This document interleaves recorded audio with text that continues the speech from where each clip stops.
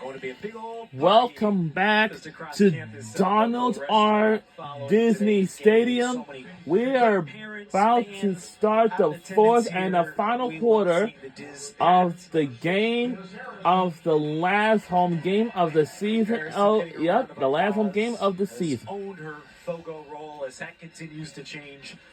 And I know that we're going to be in the top 3 seed in for Shannon Kavanaugh in the AAC tournament. Florida lacrosse history after she graduated in and then after, Harrison has stepped in, and I think that's what's so important to remind everybody too. She broke the program record for draws in less than 3 seasons, really, in time out there. She's just been crushing these numbers left and right as she nears 200 draw controls on the season.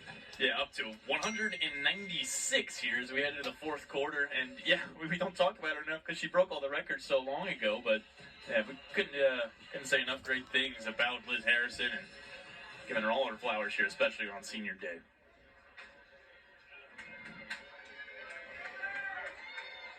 Danielle Pavanelli, Maggie Hall, 4 goals apiece. All came in that first half and part of a blitz in that second quarter where Florida had 9 goals in that frame. And here we go in the fourth and the last quarter, and we're on our way. So, Madison Waters still looking to get on the scoreboard. I hope we can catch up with them.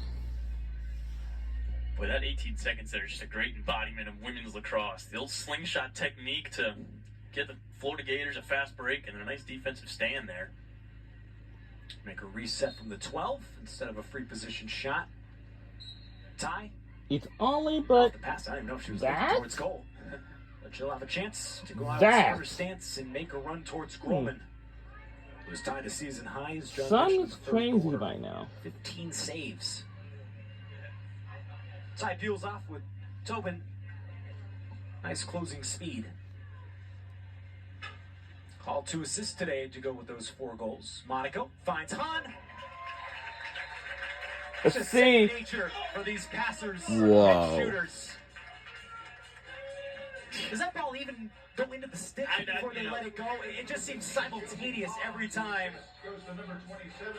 This is great stuff. I mean, for Gianna Monaco, especially as well, it just makes you happy to see. She gets her 4th assist of the season, and there's not much you can do as a goaltender there, and yeah, that's why you see a timeout called this year. Is make it a 10-goal game, which spurs the running clock. Josie Hahn gets her 17th of the year. Timeout, Temple. Less than a minute into this fourth quarter, like you said, clock will start running. Now we have a timeout. They played really well in that first quarter, but it's not just about containing this Gators group for 1 period. It's trying to sustain that for 60 minutes. Hard to do that, John, when you're getting outshot 30-16 now. Yeah, Florida really pouring it on as they did in that second quarter to do what they've done and put themselves ahead at the half and really just take advantage until then. We said a couple of times, not just the number 1 seed in the conference tournament on the line for our winner today. How about another tip of the cap in to this Florida team and the winner of this game will off clinch a seed in the AAC tournament. The best mark in program history for the 3rd time in the last 4 years. Again, they normally front load that schedule, a lot of ranked opponents, a lot of those heavy games early on. But you look, even last year, where the Gators got tripped up early in conference play at James Madison, reason why they didn't win 15 in a row last year, they beat top 10 teams consistently. They're constantly in that conversation as one of those top 8 in the country. And this very deep, athletic bunch feels like another group that can make a run to North Carolina Memorial Day weekend for the program's 2nd ever Final Four as they continue to look very, very good approaching May. Yeah, especially when they do turn it on, and it's a shame, that they did lose those first 2 games of the year, because otherwise they'd be a lock, to host that first round of the tournament, especially if they're able to run the table here throughout the tournament as they've done in its entire history. But we'll see. There's so much that can be left up, but they definitely cannot take away this. If Florida can hold on for the next 14 minutes, they'll tie that program record for 15. And we did talk about earlier, the winner of this one clinches the number 1 seed, but the loser will face James Madison. The winner, though, faces the winner of the Vanderbilt-Cincinnati game, which started at 1 o'clock today. Cincinnati still ahead 5-3 right now.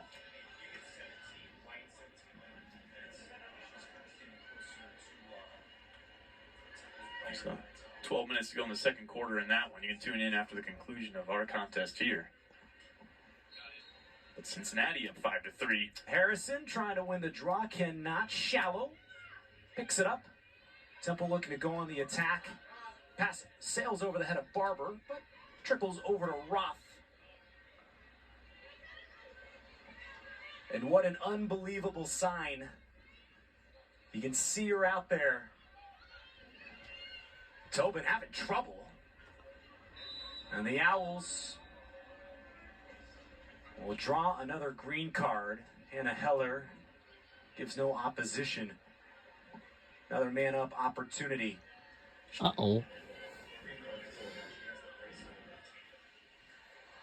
Temple's already converted once with the player advantage today. Clock stops for a moment as Heller gets those directions from Coach Esposito. But it is great news. We have mentioned that Florida's defense lost virtually everybody from last year's team.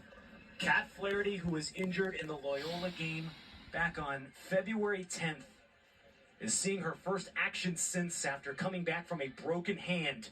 17 in white, getting her stick up high in the air against Roth, one of Florida's captains, back in there. And it was really touch and go. Mandy O'Leary did not expect her to come back this year, but she is playing and she wants to be a part of a potential run to the Final Four. Yeah, with this being the final regular season game, if she's able to get back close to full strength here for this postseason schedule, that'd be huge. And she steps in the lane there.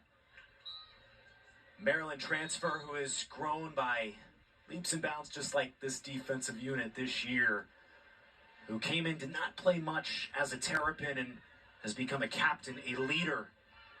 Not the biggest voice on the field, according to Coach O'Leary, but a true leader as Roth sneaks in and scores. They did.